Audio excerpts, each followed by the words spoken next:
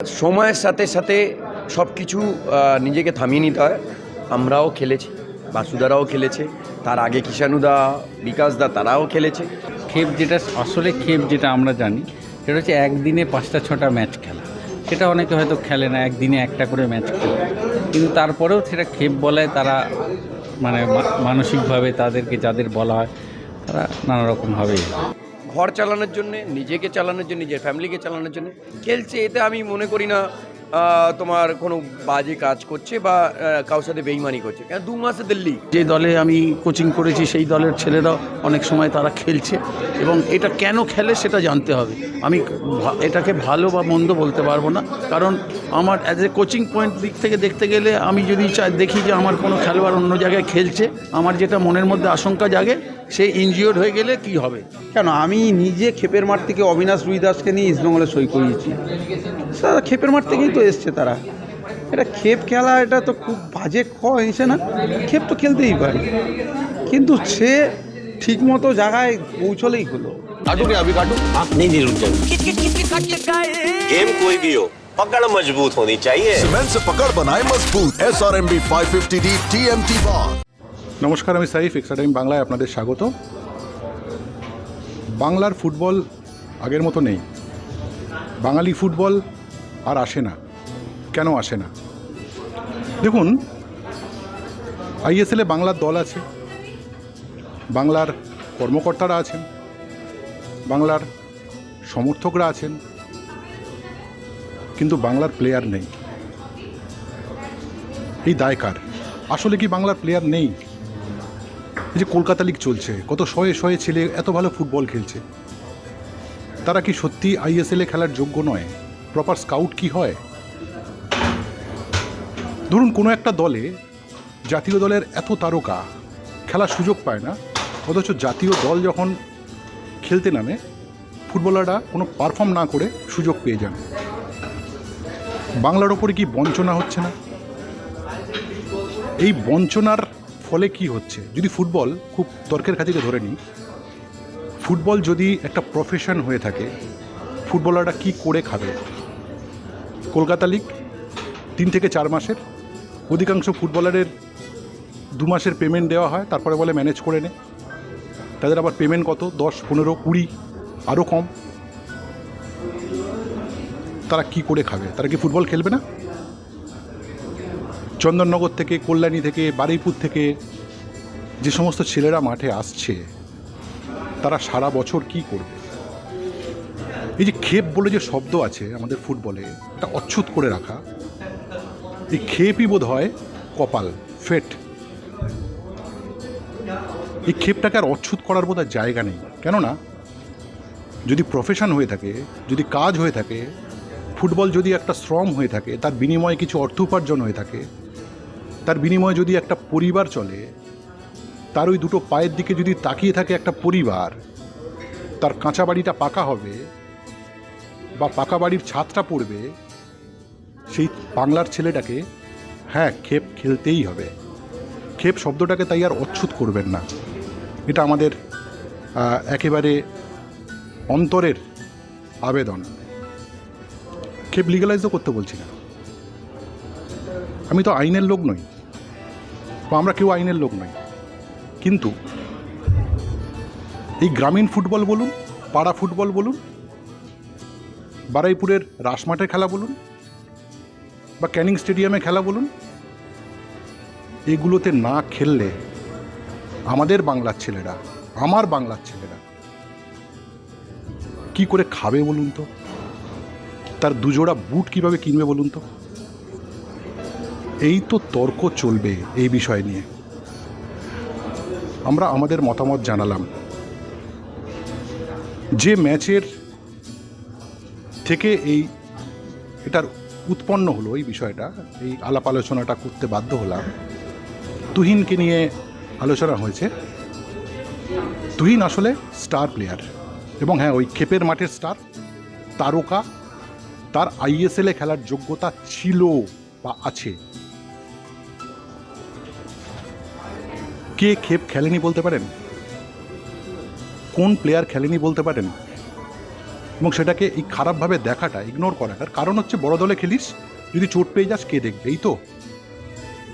কিন্তু কেউ তো দেখছে না, দেখছে ওই পাড়ার মাঠ। তাই এটাকে আর অচ্ছুত করা নয়। আমরা এই প্রশ্নগুলো রেখেছিলাম আমাদের খিদিরপুরের কোচ, তুহিনের কোচ মেহতাব হোসেনকে, রেখেছিলাম দীপঙ্করের কাছে, সঞ্জয় সেনের কাছে এবং দীপেন্দু বিশ্বাসের কাছে। মিশ্র প্রতিক্রিয়া, কিন্তু উঠে আসছে এই বিষয়টা, ছেলেরা কি করে খাবে, তাদের হাতে আর দ্বিতীয় কোনো অপশান নেই। চলুন কি বলছেন তারা। সময়ের সাথে সাথে সব কিছু নিজেকে থামিয়ে নিতে হয়। আমরাও খেলেছি, বাসুদারাও খেলেছে, তার আগে কিষানুদা, বিকাশদা তারাও খেলেছে। কিন্তু যখন যখন একটা সময় একটা জায়গায় চলে যাওয়া, তারপরে আমরা কিন্তু আর যখন আই লিগে যখন চলে এসেছি, তোমার বড় টিমে চলে এসেছি, তারপরে ওটা ঘুরেও দেখিনি। হ্যাঁ, কিন্তু এখন যে সিচুয়েশানটা আছে, তুমি যদি বলো 2 মাসের পরে যেই বাচ্চাগুলো চান্স পাচ্ছে না, তারা সারভাইভ করবে কী করে? সারভাইভ করার জন্য তো কিছু লাগবে, তাদের চাকরি নেই। আগে কী ছিল, আগে একটু ইউনিভার্সিটি খেললে, সন্তোষ ট্রফি খেললে বা আন্ডার 23 খেললে, বেঙ্গল খেললে, তাই চাকরি ছিল। এখন সেটা নেই, সেটা বন্ধ হয়ে গেছে। ব্যাংক বন্ধ, শুধু রেল আছে। রেল আছে মানে কি, তোমার নর্মস দেখতে তুমি চ্যাম্পিয়ন আর রানার্স হয়েছো কি না, সেটা। তো ঘর চালানোর জন্যে, নিজেকে চালানোর জন্য, নিজের ফ্যামিলিকে চালানোর জন্য খেলছে। এতে আমি মনে করি না তোমার কোনো বাজে কাজ করছে বা কারোর সাথে বেইমানি করছে। কেন 2 মাসের লিগ, তারপরে খেপটা আসলে যাবে কোথায়, ইনকাম করবে কোথা থেকে? তাদের তো জব নেই, ইনকামের তো ঘর তোমায় খুলে দিতে হবে। আমরা বলছি খেপ খেলো না, 2 মাসের পরে, এই 2 মাসের লিগের পরে কোথায় যাবে? তারা কি ইনকাম করবে, কোথায় কাজ করবে? একটা ফুটবল প্লেয়ার কোনো কাজ করতে গেলে 10 বার ভাববে, তাই না? তো ধরো অন্য জায়গায় কাজ করবে না, অন্য অফিসে, বা ফাইল পাস করবে না, তাই খেলতেই হবে। তাদের ব্রেড অ্যান্ড বাটার হচ্ছে ফুটবল, আর ফুটবল হিসাবেই চেনে, তো তাই জন্যই খেলেছে।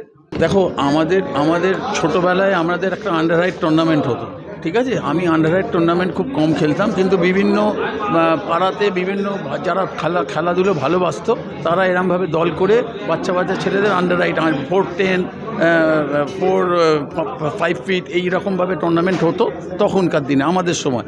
এখন বিভিন্ন জায়গায় আমরা যারা কোচিং করি, আমরা দেখি আমার যে দলে আমি কোচিং করেছি সেই দলের ছেলেরা অনেক সময় তারা খেলছে, এবং এটা কেন খেলে সেটা জানতে হবে। আমি এটাকে ভালো বা মন্দ বলতে পারবো না, কারণ আমার অ্যাজ এ কোচিং পয়েন্ট দিক থেকে দেখতে গেলে, আমি যদি দেখি যে আমার কোনো খেলোয়াড় অন্য জায়গায় খেলছে, আমার যেটা মনের মধ্যে আশঙ্কা জাগে, সে ইনজিওর্ড হয়ে গেলে কি হবে, আমার টিম সাফার করবে। কিন্তু আর্থিক একটা ব্যাপার আছে, আমাদের আর্থসামাজিক অবস্থাটা এমন জায়গায়, যে খেলোয়াড়টা খেলছে তার পারিবারিক অবস্থাটা কী সেটা আমার জানা নেই। সে যদি সেই যে খেলাটা খেলে তার সংসারে হেল্প করতে পারে, সেটা কিন্তু আমি কোনো অন্যায় দেখি না। কিন্তু আমাকে যদি জিজ্ঞেস করা, আমি যদি খেলোয়াড়টা আমাকে যদি বলে স্যার আমি কি খেলবো, আমি সবসময় তাকে মানা করব। কেন? সে যদি ওইখানে খেলে, যদি ইনজুরি হয়ে যায়, তাহলে কিন্তু আমার দল সাফার করবে। কিন্তু আমি পক্ষে বিপক্ষে বলতে পারবো না এটা ঠিক কি বেঠিক, কিন্তু সংসারের জন্য, তার সংসার চালানোর জন্য আমি যদি তাকে হেল্প না করতে পারি, সেখানে সে যদি একটা অর্থ উপার্জন করতে পারে সংসারের জন্য, সেটা তো সবসময় কাম্য। তার সংসারটাকে তো আমি দেখতে পারবো না। নামটা পরিবর্তন করা হবে যদি গ্রাম বাংলার ফুটবল বলা যায়, সেটা কি না, সেটা তো যারা করে তারা বলতে পারবে, কিন্তু এটা যদি অভ্যেসে পরিণত হয়, আমি ধরো একটা চাকরি করি বা আমি যথেষ্ট ভালো ইনকাম করি, সেখানেও যদি আমি কন্টিনিউ করি এই খেলাটা, তখন আমি কখনো সমর্থন করতে পারি না, কারণ তখন তো তার প্রয়োজন নেই, তখন সেটা তো এক অপ্রয়োজন। সেই যে টাকাটার জন্য সে খেলছিল, আজ যদি তার অন্য সংস্থান অন্য কোনো জায়গা থেকে হয়ে যায়, তাহলে এটার কোনো, যদি খেলে সেটাই আমি অন্যায় বলি।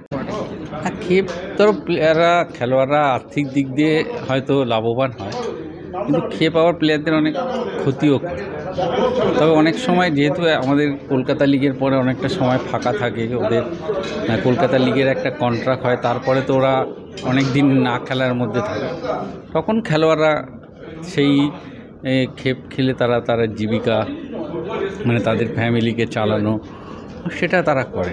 কোথাও কি মনে হয় যে ক্ষেপ শব্দটা না বলি, যদি আমরা গ্রাম বাংলার ফুটবল বলি, নামের যদি একটা হ্যাঁ, ওটা আমার মনে হয় ভালো হয়। ধরো অনেকে এমনি টুর্নামেন্ট খেলছে, তাও সেটাকে ক্ষেপ বলে প্রচার করা হয়। ধরো ক্ষেপ যেটা আমরা জানি সেটা হচ্ছে একদিনে 5-6টা ম্যাচ খেলা।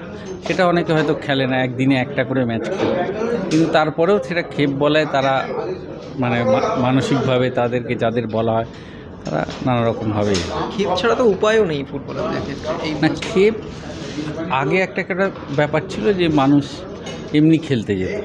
এখন তো যেটা তুমি টাকা বা নিয়ে খেলবে সেটাকে ক্ষেপই বলবে। এবার অনেক রকম আছে। ধরুন একদিনে যদি তুমি 4টে ম্যাচ খেলো সেটা তোমার পক্ষে খারাপ।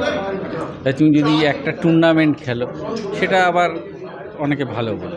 বাংলার ফুটবলে এখন কলকাতা লিগ 2 মাস, তারপরে এরা কোথায় যাবে? তখন তো মানে সবাইকেই তো একটা সংসার চালাতে হয়, বহু প্লেয়ার যাদের অবস্থা ভালো না, তাদের তো কিছু খেলতে হবে। আর কলকাতা লিগের পর তো আর কিছু থাকে না, তাই জন্য ক্ষেপের ফুটবলে যায়। কিন্তু দেখো বেসিক্যালি ক্ষেপ কিন্তু সবাই খেলেছে, কারণ কৃষাণুদা, বিকাশদা এরা খেলেনি ক্ষেপ, হলদিয়ায় গিয়ে খেলতো, তখন তো বলা হতো না। কিন্তু এখন ক্ষেপের যারা খেলে ক্ষেপের মাঠে, তারা কলকাতা লিগের মাঠেও খেলে। কেন, আমি নিজে ক্ষেপের মাঠ থেকে অবিনাশ রুইদাসকে নিয়ে ইস্টবেঙ্গলে সই করিয়েছি। তারা ক্ষেপের মাঠ থেকেই তো এসছে তারা। এটা ক্ষেপ খেলা, এটা তো খুব বাজে হয়েছে না? ক্ষেপ তো খেলতেই পারে, কিন্তু সে ঠিকমতো জায়গায় পৌঁছলেই হলো। রুটিনও তো একটা ব্যাপার থাকে। হ্যাঁ একদম। তার মানে তারা তো বহু প্লেয়ার তো খেতে পায় না, তো কলকাতা লিগের পর বহু প্লেয়ার গরিব ঘর থেকে আসে। ফুটবলার তো বেশিরভাগ গরিব ঘর থেকেই আসে না, তার জন্য খেলতে হয় ক্ষেপ।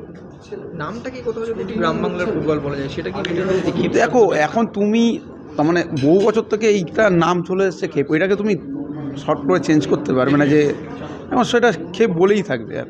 এখন সবাইকে হয়তো শুনতে থাকে ক্ষেপ খেলে, এটা খারাপ শোনায়, কিন্তু বেসিক্যালি তুমি মানে নিজের মাইন্ড থেকে ভাববে যে ছেলেগুলো কোথায় যাবে খেলার পরে। Extra time.